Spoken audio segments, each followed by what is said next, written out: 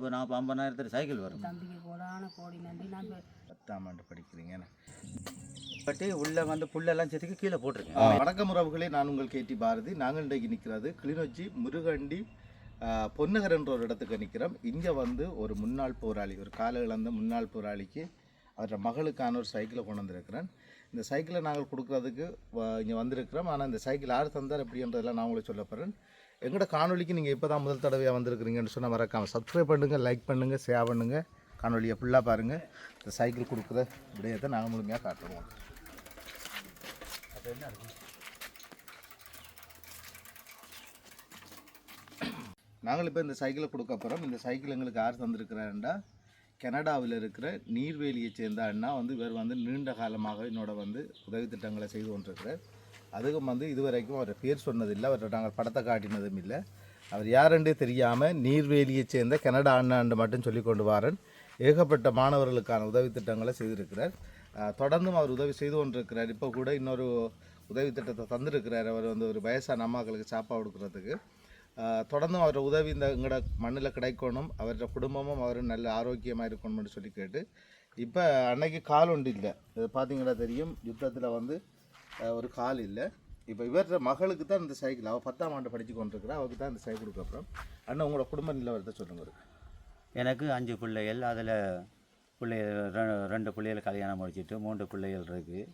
இப்போ மற்ற பிள்ளை படிச்சுட்டு இங்கே காமன்ஸுக்கு வேலைக்கு போகிறா. இந்த பிள்ளை கடைசி பிள்ளை. இந்த பிள்ளைக்கு ஓடுறதுக்கு மேலே எங்களுக்கு குடும்பம் சரியான கஷ்டம். ஏன்னா காலையில் மனசுக்கு 2 கிட்னி பிரச்சனை, கிழமையில் 2 நாள் டயாலிசிஸ் செய்கிறா. அவளுக்கு என்னென்னு சொன்னால் இப்போ அவளுக்கு இயலாது. இப்போ எங்களால் அந்த சைக்கிள்கள் வாங்கக்கூடிய வசதி இல்லை. அதனால் இந்த தம்பியை நாங்கள் தொடர்பு கொண்டு எடுத்து இந்த தம்பி மூலமாக எங்களோட பிள்ளைகளுக்கு படிக்கிறதுக்கு சைக்கிள் கொண்டாந்து வந்துருக்குறேன்.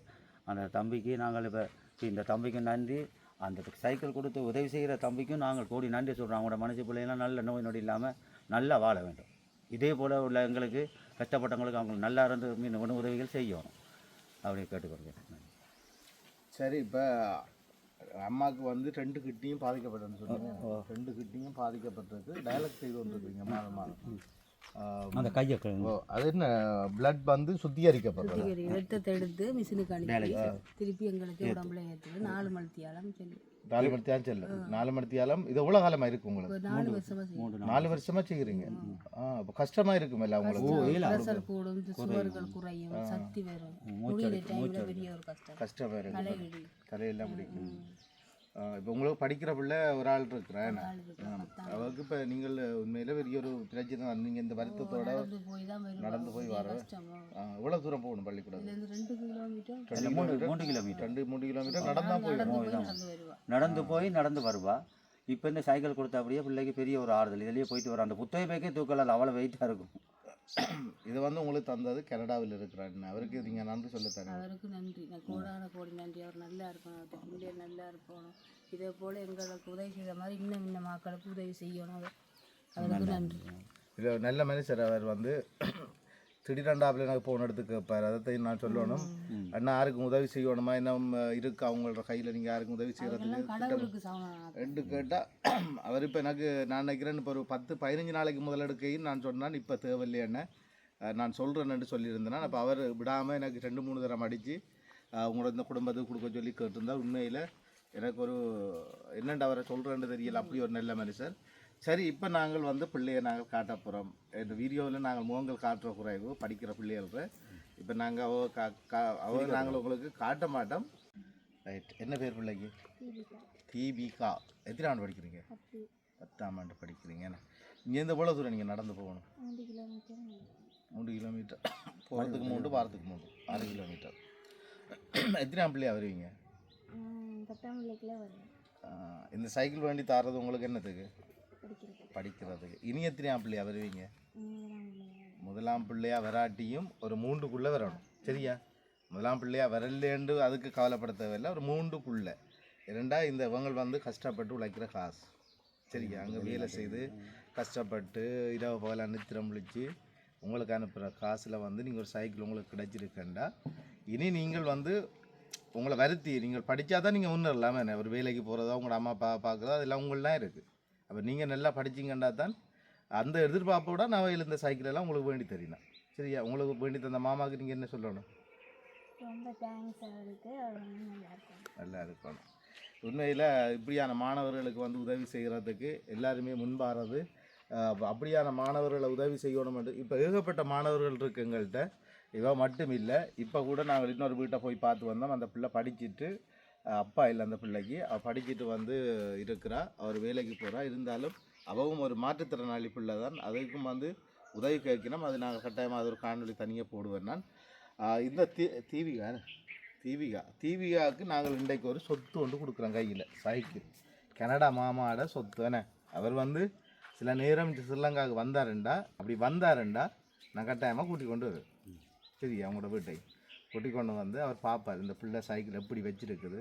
உண்மையாக அந்த நீங்கள் இந்த சைக்கிளை எப்படி பராமரிக்கிறீங்களோ அதே மாதிரி தான் உங்களோட படிப்பிலையும் நீங்கள் கட்டிக்காரியாக இருப்பீங்க.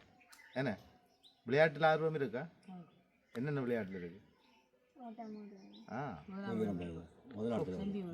செம்பியன் அப்போ பரவாயில்லையா? அதே மாதிரி படிப்பிலையும் முதலாம் இடம் பெறணுமா?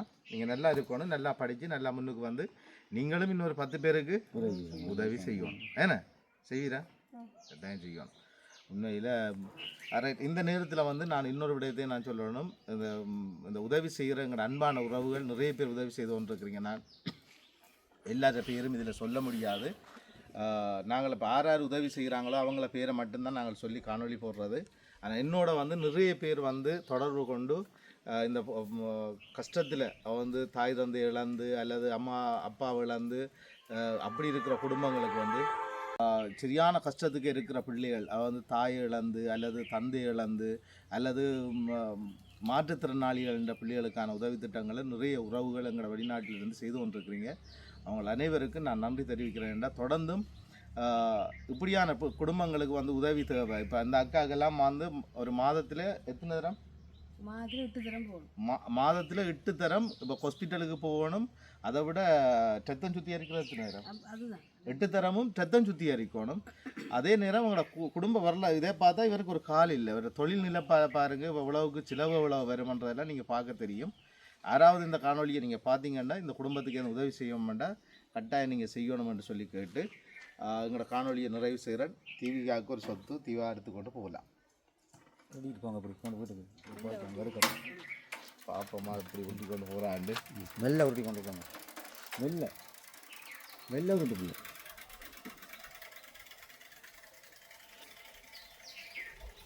உங்களோட பிள்ளைக்கு ஒரு சைக்கிள் கிடைச்சிருக்கு. நீங்கள் வந்து சொன்னீங்க இந்த ஒரு சைக்கிள் பண்ணுறேன்டா கஷ்டம். உலக காலம் சேர்த்த காசுலாம் ஒரு சைக்கிள் வேண்டலாம். இப்போ நீங்கள் சைக்கிள் கிடைச்சதும் உங்களை நீங்கள் அதை எப்படி உணர்ந்து உண்மையிலேயே எங்களுக்கு என்னன்னு சொன்னால் உண்மையிலேயே எங்களுக்கு அந்த சரியான சந்தோஷம்னாண்டா. எங்களோட பிள்ளைக்கு இப்போ இந்த சைக்கிள்டா இப்போ 50,000 சைக்கிள் வரும். அந்த அளவுக்கு எங்கள்கிட்ட வசதியில் எடுத்து கொடுக்கும். இந்த சைக்கிள் கொடுத்ததே பெரும் எங்களுக்கு சந்தோஷம்னாண்டா. அந்த தம்பிக்கு கடவுளுக்கு தான் நாங்கள் சொல்லுவோம், இதை வேண்டி கொடுத்து எங்களோட பிள்ளைகள் போகும்போது இப்போ இந்த பிள்ளை போகும்போது அந்த பிள்ளைக்கு சந்தோஷம், அதில் ஒரு நிம்மதி இருக்குது. அந்த நிம்மதி அந்த குடும்பத்துக்கும் கிடைக்கும். கொடுத்தவங்களுக்கு நிம்மதி கிடைக்கும். அம்மா என்ன சந்தோஷம். நானும் சந்தோஷப்படுறேன். இந்த பிள்ளைய கொடுத்த சைக்கிளுக்கு நன்றி, இந்த தம்பிக்கு கோடி நன்றி. நான் இப்போ எதுக்கு கவலைப்படுறேன்னா அந்த பிள்ளை நடந்து போய்க்க வரைக்கெல்லாம் கவலைப்படுறேன். நான் பிள்ளைக்கு ஒரு சைக்கிள் கிடைக்கணும், ஆறாள் எனக்கு கிடைக்கும் ஆண்டவர்கிட்ட மன்றாடினேன். அதே போல் எனக்கு ஒரு பிள்ளைக்கு சைக்கிள் கொடுத்த தம்பிக்கு நான் கோடி நன்றி. சரி, ஓகே. நாங்கள் இதோட இந்த காணொலியை நிறைவு செய்கிறோம். இன்னும் சில உதவிகள் வந்தால் நிச்சயமாக உங்களுக்கு கிடைக்கும். சரி, ஓகே. மண்வட்டியை பாருங்க, அங்கால கிடங்கெல்லாம் வெட்டி இருக்கேன் போடுறதுக்கு வாழை வைக்க. நான் சும்மா இருக்க மாட்டேன். நம்ம காலை எல்லாட்டியும் அதான் கால் வீங்கணும். டாக்டரே சொல்லிட்டாரு காலை காட்டி இருங்க, உங்களுக்கு நீங்கள் காலை போட்டு வேலை செய்யணும் உங்களுக்கு பிரச்சனைன்னு சொல்லி. எண்ணெயின் வந்து தோட்டம், ஒரு சின்ன தோட்டம் ஒன்று வச்சுருக்கிறார். சரியான முயற்சியாளர் தான், இருந்தாலும் அவங்களுக்குரிய வளம் இல்லாததால் இப்படி இருக்குது பாருங்கள். மரவழியெல்லாம் அப்படி இருக்குண்டு. அடுத்தது கப்பல் வாழை நல்லா பார்க்க ஒரு ஆசையாக இருக்குது எல்லாத்தையும். கஷ்டம் தான், என்ன செய்கிறது.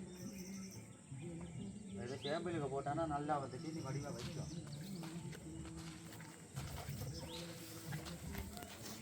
சாந்தபுரத்தில் போயிட்டு வேண்டி கொண்டாடி உண்மையிலே தான் நான் சோட்டை வைக்கிற மண்வாடி கொடுத்து வெட்டி வச்சுருக்கேன். எல்லாம் சாருக்கறி.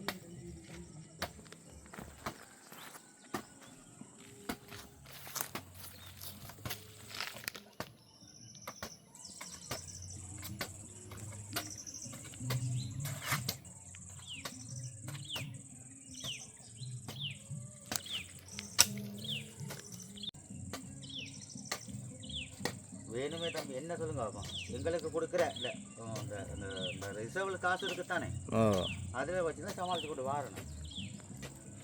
காலையில் ஆத்தோடையே நீங்கள் அந்த முயற்சி இருக்கிறபடியாக நீங்கள் செய்யணும், இல்லாட்டி பிள்ளைகளும் தண்ணி தராது. அது சரி, உண்மைதான். எத்தனை புள்ள பெற்றாலும் நம்ம கை கால் சரியாக இருந்தால் தான் நம்ம சோறு கிடைக்கும்.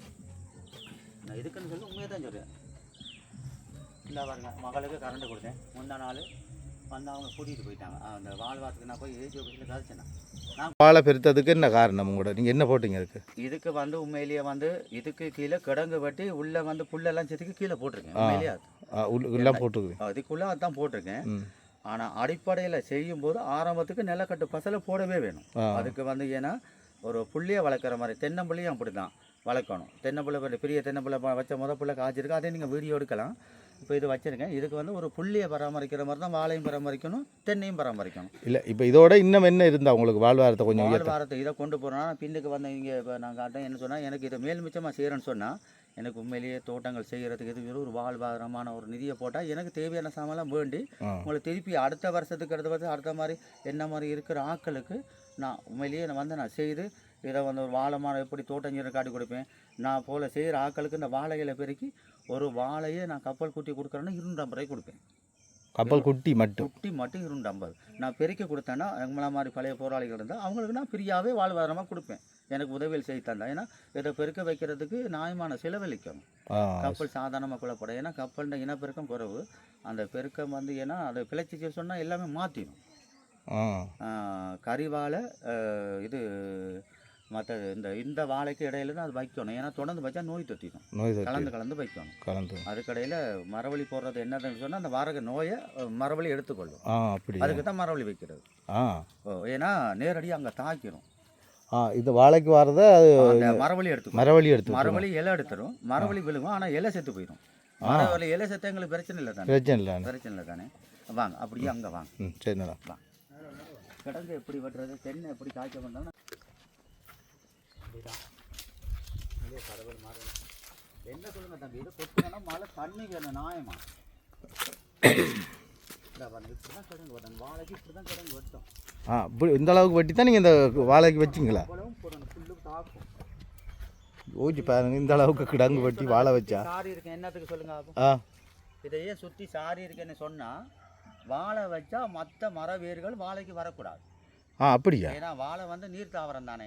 மற்ற வேர்கள் வந்து வாழையை வேறு விட்டு நீரெல்லாம் இழுத்துரும். இதில் இவ்வளோ விஷயம் இருக்கானே. இருக்கோ. இது வந்து நம்ம தேசிய தலைவர் சொல்லி கொடுத்த வகுப்புல பாடங்கள். இதெல்லாம் முதலே பாடம் உங்களுக்கு. புரிஞ்சுவா. ஒரு மூட்டை பூச்சி வீட்டுக்குள்ளே வந்தால் எப்படி ரத்தம் புரியும், அந்த மாதிரி தான் அந்த வாழையை நோக்கி வாழை வச்சு தென்னைக்குள்ளே வைக்கிறதுன்னா வாழை தென்னை மரம் வச்சா அந்த தென்னை நல்லா வரும். அதுக்கு உதாரணம் இப்போ தென்னை மரத்தையும் காட்டுவேன் பாருங்க. சுற்றி சாரி இருக்கேன். என்ன இருக்குன்னு சொன்னால் இந்த மற்ற வேர்கள் இங்கே வரப்படாது. வந்தால் இப்போ இதுக்கு தண்ணி அடிச்சோன்னா மக்கிடும். இதுக்கு மேலே மேல் மண் பசலை மண்ணையை போட்டு வாழை வச்சா கப்பலுக்குள்ளே 30 கிலோ போடும். மற்றது இது வந்து 35 கிலோ போடும். அந்த இதில் 2 வாழை தான் நாங்கள் வைக்கிறோம். ஒன்று இந்த கறி வாழை கப்பல் தான் வைக்கணும், மற்ற வாழை வைக்கக்கூடாது. ஏன்னா அதுகள் தான் மூச்சு கொடுத்து வருமானம் கூடுறது. மற்ற இந்த கதலி எல்லாம் விலை குறைவு தானே. இது 2 தான் விலை கூடும். அப்போ நாங்கள் இப்படி கிடங்கு வெட்டி நேராக வைக்க இந்த லைன் கொலை போடுற சீசனுக்கு அடுத்த நாங்கள் இருந்து வைக்கணும்.